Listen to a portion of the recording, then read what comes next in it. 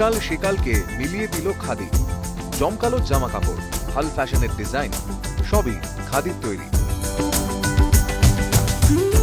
মেয়েদের sari, salwar, kurti, top, long skirt, palazzo কিংবা ছেলেদের পাঞ্জাবি, শর্ট শার্ট, প্যান্ট, জহরকোট সবই খাদির তৈরি মডার্ন ডিজাইনের।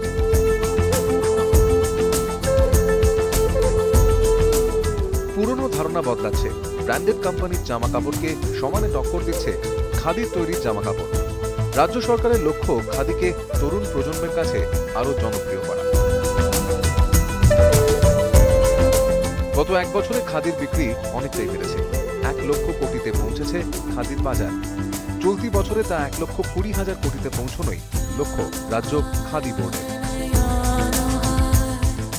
হ্যাঁ, খাদিকে ঘিরে ধরুন আমাদের মোটামুটি 1 লক্ষ কোটি টাকার ট্রানজাকশন হয়, মানে দেওয়া পারে না 1 লক্ষ কোটি। এটা ধরুন ছিল ওই 60-65 কোটি ছিল, এইটা বেড়ে বেড়ে 1 লক্ষ কোটিতে গেছে। আমাদের 1,20,00,000 কোটিতে নিয়ে যাওয়ার টার্গেট আছে। রাজ্য সরকারের উদ্যোগের পাশে দাঁড়িয়েছেন ডিজাইনাররাও। খাদিকে আরো জনপ্রিয় করতে তারা উদ্যোগী হচ্ছেন। অবশ্যই এটা একটা চ্যালেঞ্জ।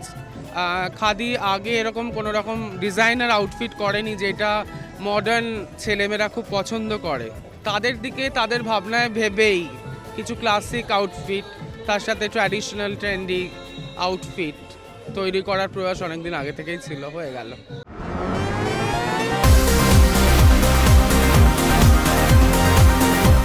আন্তর্জাতিক বাজারে খাদির চাহিদা থাকলেও রপ্তানির পরিকাঠামো নেই।